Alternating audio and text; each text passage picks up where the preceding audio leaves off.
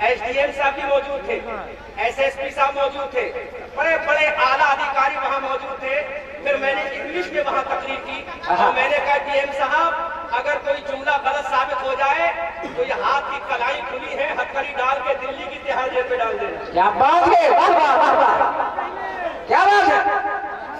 हमने डीएम साहब से कहा डीएम साहब हाथ में हथकड़ी डाल के बनारस की जेल में मत डालना, दिल्ली की तिहाड़ जेल में डालना, लेकिन अगर बात सही हो तो आप भी कह देना कि कुरान आतंकवाद नहीं सिखाता, कुरान मोहब्बत और प्यार सिखाता है।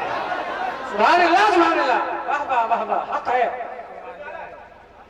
डीएम साहब वहां मौजूद थे, डीएम साहब ने वहीं से इस तरह से तो अदब के तौर पे इस तरह से करते हैं। उन्होंने कहा डीएम साहब ने कहा मंजरी साहब हम आपकी बात को एक्सेप्ट करते हैं, चूंकि हम पढ़ चुके हैं, हम IAS जो बने हैं ऐसे नहीं बने हैं, तमाम मजहबों को पढ़ के बने हैं। Please keep silent on this subtext, 1 घंटा खामोश हो जाओ बस। कमेटी वालों ये बिल्ला लगाकर बैठने के लिए आपको नहीं कहा गया, खड़े हो जाओ और अपनी जिम्मेदारी पूरी करो, थोड़ी देर बैठ जाओ। आज वो चीज बयान करूंगा भी झूमोगे कि दुनिया जो कहती है कुरान के अंदर से 26 आयतें निकालो ये आतंकवाद सिखाती है। अगर तेरी अम्मा ने दूध पिलाया तो हमारे सामने बैठ जा और सुप्रीम कोर्ट में चलकर डिबेट करते हैं तुझसे। क्या बात है, वाह वाह वाह वाह, डिबेट करते हैं, सुप्रीम कोर्ट में बैठ जा और कैमरा लगा ले। हम डिबेट करते हैं कुरान की 26 आयतें करीमा आतंकवाद नहीं सिखाती है, जिन पर तेरा इल्जाम है वही आयतें करीमा इंसानियत का पैगाम देती है। वाह वाह वाह, जिंदाबाद जिंदाबाद, सुभान अल्लाह, सुभान अल्लाह। एक मिसाल देकर बात आगे कर रहा हूँ। यहाँ दरोगा साहब भी आते होंगे, रिवॉल्वर लगा के आते हैं कि नहीं आते? दरोगा जी सवाल करना, रिवॉल्वर को लगा के आ जाए। क्या बात है। दरोगा जी कभी आए वरना थाने में जाना, उनकी पिस्टल लगी होगी और जो पुलिस वाले हैं उनके पास AK-47 होगी और हमारे जो आर्मी के जवान होते हैं उनके पास बड़े बड़े खतरनाक हथियार होते हैं। तो दरोगा जी से एक सवाल करना, दरोगा जी ये पिस्टल क्यों लगाए हुए? आप तो लोगों की हिफाजत के लिए हो रहे या लोगों को शूट करने के लिए? अल्लाह अल्लाह अल्लाह, वाह वाह वाह वाह। भाई दरोगा जी आप लोगों की हिफाजत के लिए आए हो या लोगों को शूट करने आए हो? तो दरोगा जी अब जवाब देंगे। सुनो, keep silent only some time, I request you please. ये जुमला सुन लो, उसके बाद तकरीर पूरी साइंस में के रखूंगा, पूरी साइंस। अमेरिका का सफर करके आया हूं मैं, वेस्ट इंडीज का मैंने सफर किया है, हॉलैंड का मैंने सफर किया, बर्तानिया का मैंने सफर किया है। 5 फुट 3 इंच का इंसान है, दुनिया के 10 लोगों का सफर करके आया। वाह वाह वाह वाह, सुभान अल्लाह। और ये नेपाल और बांग्लादेश में समझ लेना, यूरोप के सफर किया, यूरोप में, यूरोप समझते ना, ये दिल्ली में यूरोप बसता था, यूरोप में बसता है अमेरिका। कहाँ बसता है ये? बम्बई में अमेरिका है, अल्लाह था। अरे बम्बई से कम 20 घंटे का सफर करो तो अमेरिका पहुंचो। डीएम साहब उनसे पूछना, दरोगा जी इस पिस्टल लगा के क्यों आए हो? तुम्हें लोगों की हिफाजत करने के लिए दरोगा बनाया है या लोगों को शूट करने के लिए? अल्लाह अल्लाह अल्लाह। तो दरोगा जी का जवाब होगा, सुन लो कि मौलाना अहमद रजा मंजरी ये पिस्टल हम शूट करने के लिए नहीं लाए, फिर लेकर क्यों आए हो? अल्लाह अल्लाह अल्लाह अल्लाह। लेकर क्यों आए हो? तो वो कहेंगे लेकर इसलिए आए हैं कि हमारे जो हल्के का इंसान है, हमारे थाने का जो हल्का है, जो एरिया है, उस एरिया में अगर किसी इंसान को कोई जालिम, आतंकवादी, टेररिस्ट अगर सताएगा और हमारे ऊपर हमला करेगा तो उस वक्त पिस्टल निकालेंगे, फायर करेंगे, 2 मिनट के अंदर जमीन पे ढेर कर देंगे। अल्लाह अल्लाह। जमीन के अंदर क्या कर देंगे?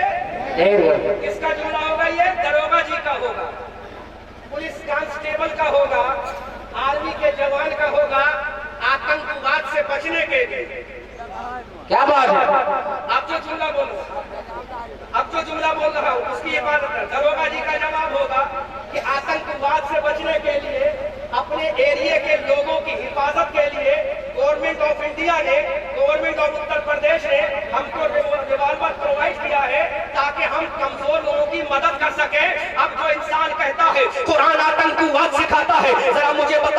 नबी 53 साल के हैं, नबी को मार के मक्का से भगाया गया, क्या मेरे नबी ने पिस्टल को चलाया था? मेरे नबी को 53 साल की उम्र में मारा गया, क्या मेरे नबी ने पिस्टल को चलाया था? मेरे नबी को इंजर्ड किया गया, क्या मेरे नबी ने तलवार को चलाया था? मेरे नबी की बेटी सैयदा फातिमा को मारा था, क्या मेरे नबी ने तलवार चलाई थी? मेरे नबी के अबू बकर को मारा गया, क्या मेरे नबी ने तलवार चलाई थी? मेरे नबी के बिलाल को मारा गया, क्या मेरे नबी ने तलवार चलाई थी? मेरे नबी के सहाबा को पीटा गया, क्या मेरे नबी ने तलवार चलाई थी? अरे 53 साल के बुढ़ापे की उम्र में मेरा नबी रात के सन्नाटे में अपने मक्का को छोड़कर दूसरे शहर में चला गया, लेकिन तलवार नहीं चलाई। जब मेरा नबी इतना पावरफुल होने के बाद तलवार नहीं चलाता, एक दरोगा 1 मिनट के अंदर शूट कर देता है, 1 मिनट के अंदर गोली का फायर कर देता है, लेकिन मेरे नबी ने तलवार नहीं चलाई, वेपन्स का इस्तेमाल नहीं किया, बल्कि नबी ने कहा ऐ आतंकवादियों, ये मारना तुम्हारा काम है और सीने से लगाना हमारा काम है।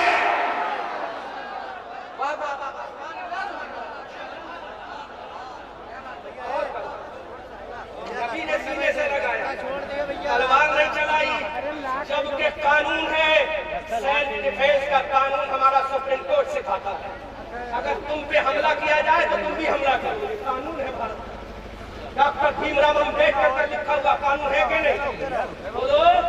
इसीलिए गवर्नमेंट दरोगा को, एसएसपी को, सीओ साहब को, कांस्टेबल साहब को हथियार देता है ताकि तुम पर कोई हमला करे तो बढ़ के हमला कर देना। लेकिन मेरे नबी ने हमला नहीं किया, मेरे नबी ने कहा हमला करना तुम्हारा काम है और सीने से लगाना हमारा काम है। अब उस कुरान को अगर कोई ये कह दे ये 26 आयते करीमा जो है ये आतंकवाद सिखाती है, तो मैं कहूंगा प्यारे you are unable to understand meaning of the holy Quran. तो कुरान के मतलब को समझने के लायक नहीं है। अरे पहले पढ़ के आया तो यही आयते करीमा तुझे बताएगी कुरान आतंकवाद नहीं सिखाता, बल्कि कुरान को मोहब्बत और प्यार सिखाता है। इसीलिए आला हज़रत अज़ीमुल बरकत बरेली की धरती से ऐलान करते हैं कुरान भेजना अल्लाह का काम है, कुरान लेना रसूलुल्लाह का काम है। नारे तकबीर, नारे रिसालत, मसलके आला हज़रत, शाने कुरान, एजाज़े कुरान, खतीबे एशिया और यूरोप। वाह वाह वाह। तो कुरान आतंकवाद नहीं सिखाता, कुरान मोहब्बत और प्यार सिखाता है।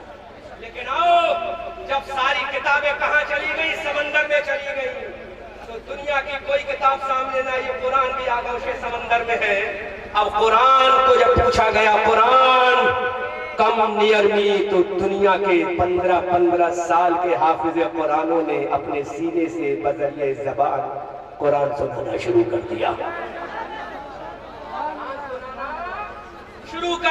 सारी धार्मिक पुस्तकें समंदर में डूब गई, लेकिन कुरान हमारा आज भी नजर आ रहा है। सुभान अल्लाह, ये मकसद है कुरान का।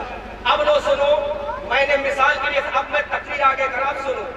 अब दुनिया की तमाम किताबों से पूछो, दुनिया की किताबों व्हाट इज योर नेम, तुम्हारा नाम क्या है, तो खुदा की कसम जितने लिखने वाले हैं, जितने राइटर हैं, वो ये कहेंगे इस किताब का नाम ये है, लेकिन वो किताब अपना नाम नहीं बता सकती, अपने इंट्रोडक्शन नहीं करा सकती, अपने आप को इंट्रोड्यूस नहीं करा सकती। और तौरात से पूछो तौरात व्हाट इज योर नेम, तेरा नाम क्या है, तो तौरात जवाब नहीं देगी। इंजील से पूछो इंजील तेरा नाम क्या है, तो इंजील जवाब नहीं पूछेगी। अरे वेद से कहो वेद अपना नाम बता, तो वो अपना नाम नहीं बताएगा। लेकिन जब कुरान से पूछोगे कुरान अपना नाम बता दे, कुरान अपना नाम बता दे, तो कुरान ये कहेगा अरे नाम पूछना तुम्हारा काम है और नाम बताना मेरा काम है। तो कुरान अपनी ज़बान में कहेगा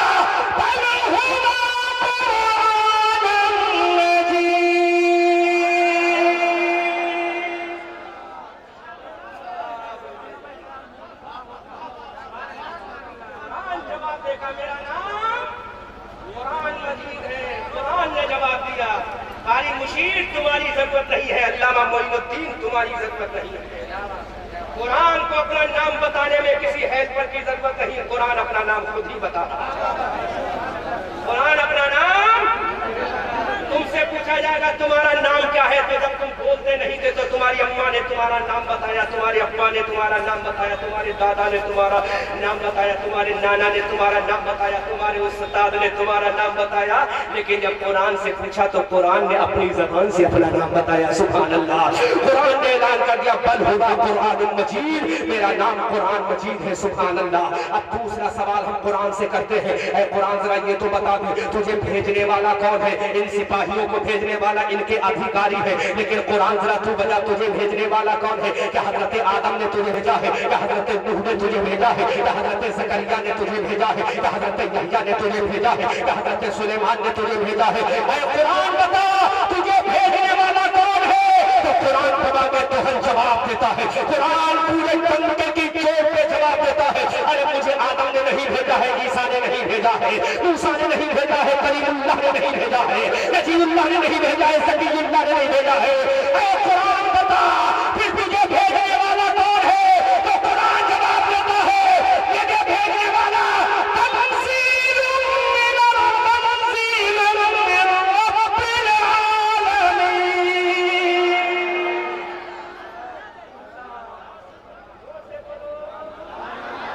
ऊंची आवाज में बोलो, तमसीलुम मिन रब्बिल आलमीन, मुझे भेजने वाला रब्बुल आलमीन, मुझे भेजने वाला रब्बुल आलमीन है, मुझे भेजने वाला।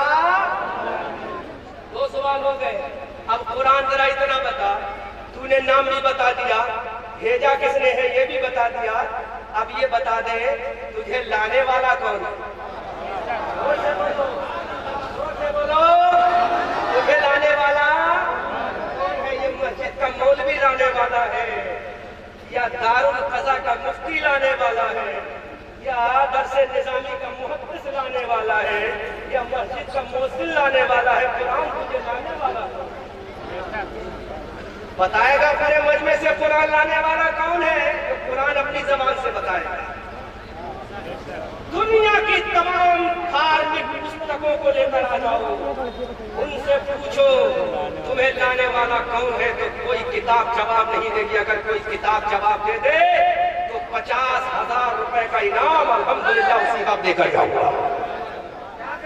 कितना इनाम? बहुत बहुत शुक्रिया, आपके तशरीफ लाने का बहुत बहुत शुक्रिया। अल्लाह सलामत रखे, अल्लाह आपको और तरक्की दे। आप कांस्टेबल है, अल्लाह आपको दरोगा बना दे।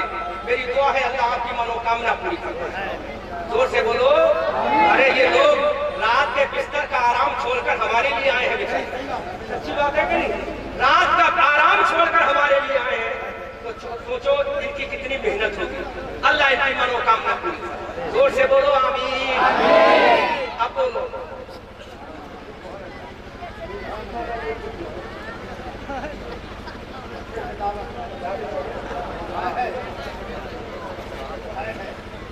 एक्शन कर लेंगे, आए थे वापस किताबत के जोहर कौन से खा लेंगे?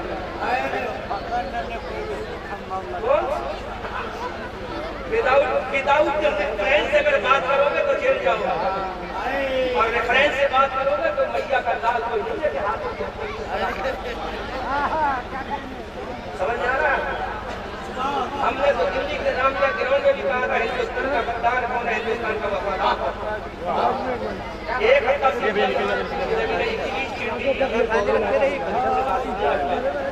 इसका एक ही ग्रुप है जिसका नाम है मजहबी इस्लाम। अब सुनो, तवज्जो है ना? बोलूं या तकरीर खत्म करूं? पूरा आधा घंटा बचा दिया अल्लामा मोइनुद्दीन का मैंने, आधा घंटा बचा दिया। तो आधा घंटा लगता है ना, है ना? मामला ज्यादा हो गया कि नहीं? अच्छा समझ आ रहा है ना? हाँ, तरफ पे बोलो सुभान अल्लाह, अच्छी आवाज से बोलो सुभान अल्लाह। अब दुनिया की तमाम किताबों को लेकर आओ और हर किताब से एक सवाल करो, किताब वालों तुम बताओ तुम्हारी किताब को लाने वाला कौन है? तो तमाम किताबें भी खामोश रहेंगी, उनके फॉलोअर भी खामोश रहेंगे, उनके शिष्य भी खामोश रहेंगे, उनके मानने वाले भी खामोश रहेंगे, उनकी अज़मत का ऐलान करने वाले भी खामोश रहेंगे। अब हम तुमसे पूछना चाहते हैं, अरे तुम ये चाहते हो दुनिया में तुम्हारी किताबों का चर्चा हो जाए, दुनिया में तुम्हारी किताबों का नाम हो जाए, लेकिन अपनी किताबों से जरा पूछ के ये बताओ कि तुम्हारी किताबों को लाने वाला कौन है? तो इंजील वाले हाथों को जोड़ कर खड़े हो जाएंगे। कि हमारी किताब नहीं बता सकती कि लाने वाला कौन है। ज़बूर वाले कहेंगे हमारी किताब नहीं बता पाएगी लाने वाला कौन है। तौरात वाले कहेंगे हमारी किताब नहीं बता पाएगी लाने वाला कौन है। ऋग्वेद वाले कहेंगे, सामवेद वाले कहेंगे, अथर्ववेद वाले कहेंगे, ये चतुर्वेदी भी कहेंगे कि किताबें नहीं बता पाएंगे इनको लाने वाला कौन है। अब दुनिया के अंदर एक किताब बची है जिसको कुरान कहा जाता है। इस कुरान से पूछो, ऐ कुरान तेरे मानने वाले किसी मुफ्ती से नहीं पूछेंगे तुझे लाने वाला कौन है, किसी मौलवी से नहीं पूछेंगे तुझे लाने वाला कौन है। ऐ कुरान किसी हाफिज से नहीं पूछेंगे कि तुझे लाने वाला कौन है। ऐ कुरान हम किसी कारी से नहीं पूछेंगे कि तुझे लाने वाला कौन है। तो कुरान कहेगा किससे पूछोगे? हम कहेंगे कुरान तारीख, हम तुझसे सवाल करेंगे तुझे लाने वाला कौन है। हम कुरान तुझसे पूछेंगे ऐ कुरान तुझे लाने वाला कौन है। ज़बान भी तेरी होगी, अंदाज भी तेरा होगा, तहजीब भी तेरी होगी, तमद्दुन भी तेरा होगा, कल्चर भी तेरा होगा, ज़बान भी तेरी होगी। तो कुरान ने जवाब दिया अरे मैं तौरात नहीं हूँ, इंजील नहीं हूँ, खामोश हो जाओ। मैं दुनिया की तमाम धार्मिक पुस्तकें नहीं हूँ, मैं खामोश हो जाओ। हमने कहा कुरान बता तुझे लाने वाला कौन है। तो जुमले को सपोर्ट करेंगे उलमा इज़्ज़तुल एहतराम अल्लामा मोइनुद्दीन। तो कुरान बताने तो हर जवाब देता है, मैं बताऊंगा मुझे लाने वाला कौन है।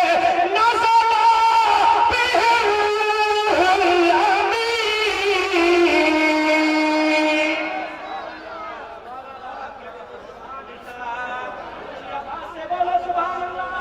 मुझे लाने वाला मस्जिद का मौलवी नहीं, मुझे लाने वाला कोई मुफ्ती नहीं, मुझे लाने वाला कोई मुहद्दिस नहीं, मुझे लाने वाला कोई सहाबी नहीं, मुझे लाने वाला कोई अबू बकर उमर नहीं, मुझे लाने वाला उस्मान अली नहीं, मुझे लाने वाला तलहा ज़ुबैर नहीं। कुरान जवाब देता है नज़ला बिहिल अमीन। कुरान जवाब देता मुझे लाने वाला जिब्राईल है।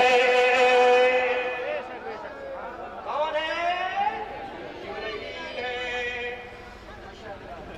सारी किताबों ने हथियार डाल दिए, लेकिन कुरान ने हथियार संभाल लिया। कुरान ने ऐलान कर दिया नज़ला बिहिल रूहुल अमीन, मुझे लाने वाला जिब्राईल अमीन है।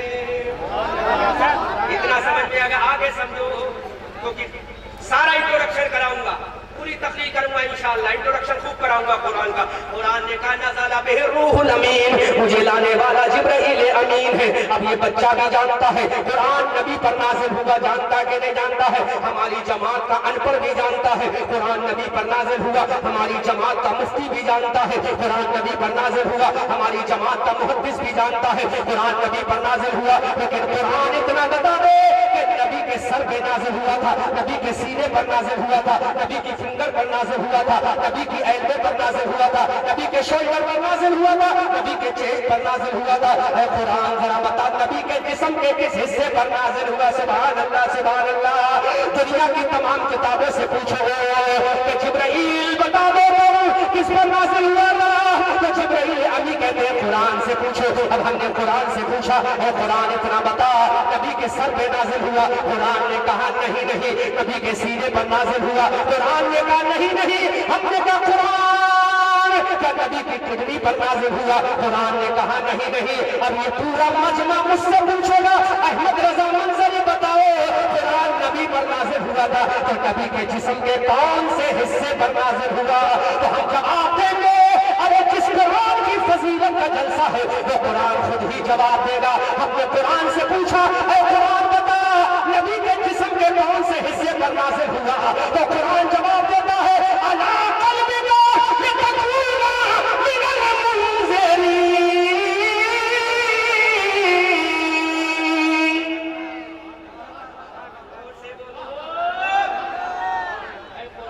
नबी के जिस्म के कौन से हिस्से पर नाज़िल हुआ? तो कुरान का उर्दू में जवाब सुन लो, अरबी में जवाब कुरान ने दे दिया। कुरान ने जवाब दिया मैं नबी के दिल पर नाज़िल हुआ था। सुभान अल्लाह। कहाँ नाज़िल हुआ? नबी के दिल पर नाज़िल हुआ, नबी के दिल पर नाज़िल हुआ, नबी के हार्ट पर नाज़िल हुआ। इसीलिए डॉक्टर मोहम्मद इक़बाल ने ऐलान किया घर से कुरान अगर हमने न भुलाया होगा ये ज़माना न ज़माने ने दिखाया होगा। तो ज़माने में मुअज़्ज़ज़ थे मुसलमान होकर हम ज़लील व ख्वार और हुए तारीखे खुदा होकर अजीजान मिल्लत इस्लामिया जो कुरान अपने आप को इंट्रोड्यूस करा दे उस कुरान को मिटाने के लिए ये लखनऊ के नाजायज औलाद उठी थी, लखनऊ की नाजायज औलाद उठी जिसका नाम वसीम राफजी था। इस वसीम ने कहा कुरान को मिटा दूंगा। अब जुमला तवज्जो से समाप्त करे, उलमा दुआओं से नवाजेंगे। इस वसीम ने कहा मैं कुरान को मिटा दूंगा तो गुंबद खजरा से आवाज आई कुरान को मिटाने के लिए एक शख्स और उठा था। जब उसने कुरान को